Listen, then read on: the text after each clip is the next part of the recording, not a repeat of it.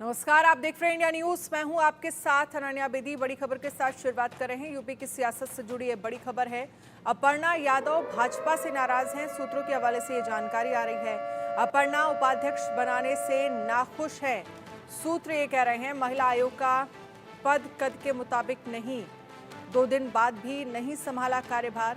सूत्रों के हवाले से ये जानकारी आ रही है। 2.5 साल की मेहनत के मुताबिक पद नहीं मिला।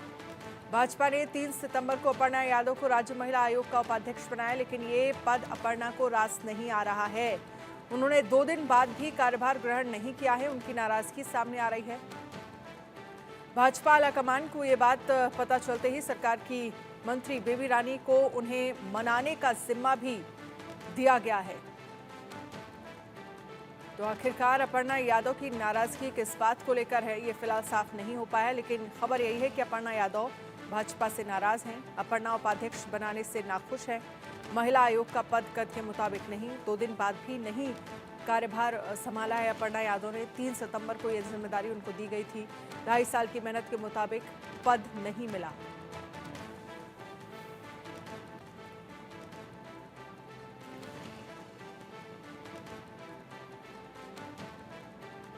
अजीत सिंह इस पर ज्यादा जानकारी के लिए हमारे साथ लाइव जुड़ गए हैं। अजीत, अपर्णा यादव क्या वाकई बीजेपी से नाराज हैं, और बीजेपी से नाराज होने की वजह क्या उनका पद है जो पद उन्हें दिया गया है, और वो कह रही हैं कि इतना इंतजार करने के बाद भी अगर ये पद मिला तो फिर नाराजगी तो बनती है। देखिए, बिल्कुल अपर्णा यादव नाराज दिख रही हैं। हालांकि उनकी तरफ से कोई इस तरह की बयानबाजी नहीं की गई, लेकिन जो कहा जा रहा है कि वो महिला आयोग अध्यक्ष कम से कम उनको उस पद पे किया जाता, जो कद है। मुलायम सिंह यादव की छोटी बहू है। पिछले कई सालों से वो भारतीय जनता पार्टी के साथ हैं।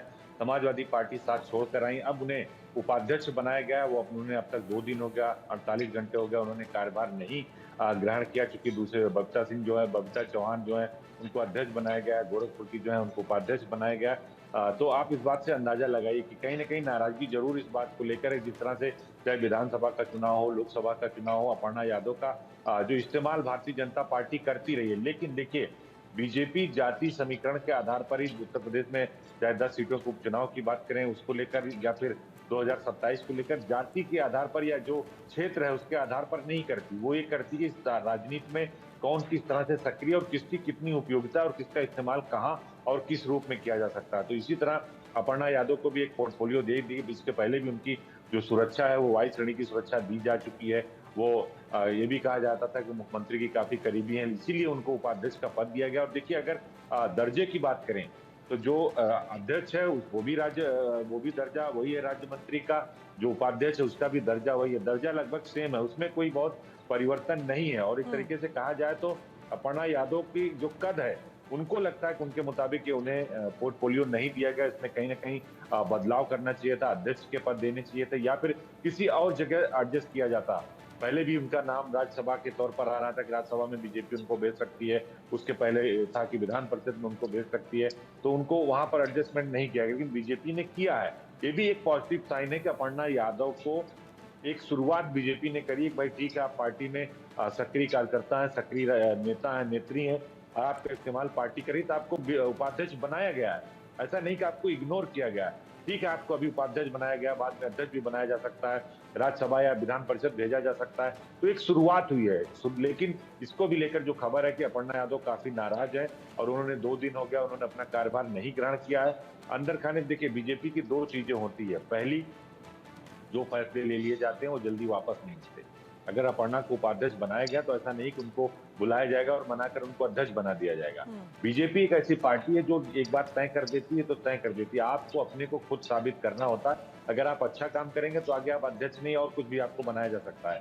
सरकार का हिस्सा भी आपको बनाया जा सकता है, संगठन का हिस्सा भी आपको बनाया जा सकता है। फिलहाल लेकिन खबर यही है कि अपर्णा यादव नाराज चल रही है, और यही वजह है कि उन्होंने 2 दिन में कार्यभार ग्रहण नहीं किया है। बीजेपी के जो आंतरिक टीम है, यानी जो संगठन के लोग हैं, उनकी तरफ से जरूर कुछ उनसे बातचीत की गई है, लेकिन अभी वो भी आधिकारिक तौर पर ऐलान नहीं हुआ। लेकिन ये बात बिल्कुल तय है कि अपर्णा की नाराजगी, और नाराजगी की वजह से उन्होंने अब तक ज्वाइन नहीं किया है।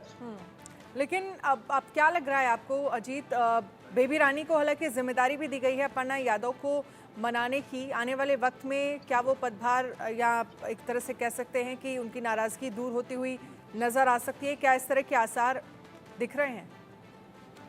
देखिए, बिल्कुल उनकी नाराजगी दूर हो जाएगी और अपर्णा यादव एक मिलनसार नेत्री हैं, एक खुश मिजाज नेत्री मानी जाती हैं, व्यवहार कुशल मानी जाती हैं और बेबी रानी मौर्य से बात करेंगी, जो उत्तर प्रदेश में महिला विकास कल्याण मंत्री भी हैं, उत्तराखंड की गवर्नर भी रही हैं, तो वो बात कर लेंगी। उसमें कोई बहुत बड़ा इश्यू नहीं आना चाहिए मेरे हिसाब से।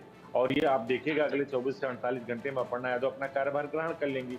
हो सकता है इसके पीछे कोई और रीजन हो। कई बार होता है आदमी नाराजगी जताने के लिए करता है, भाई ठीक है हम 2 दिन नहीं करेंगे, कम से कम पार्टी को ये मैसेज चला जाए कि भाई हम नाराज हैं। वो कैसे ये बताएंगे कि हम नाराज, हमको जो पोर्टफोलियो चाहिए था वो मिला नहीं। तो अपर्णा यादव भी यही मैसेज देने की कोशिश कर रही हैं। और आप निश्चित तौर पर मान के चलिए कि जब बेबी रानी मौर्य की बात होगी, मुलाकात होगी, संगठन से बात होगी, तो अपर्णा यादव अपना कार्यभार ग्रहण कर लेंगे। चलिए, शुक्रिया हमसे बातचीत करने के लिए अजीत, तमाम जानकारी के लिए फिलहाल शुक्रिया।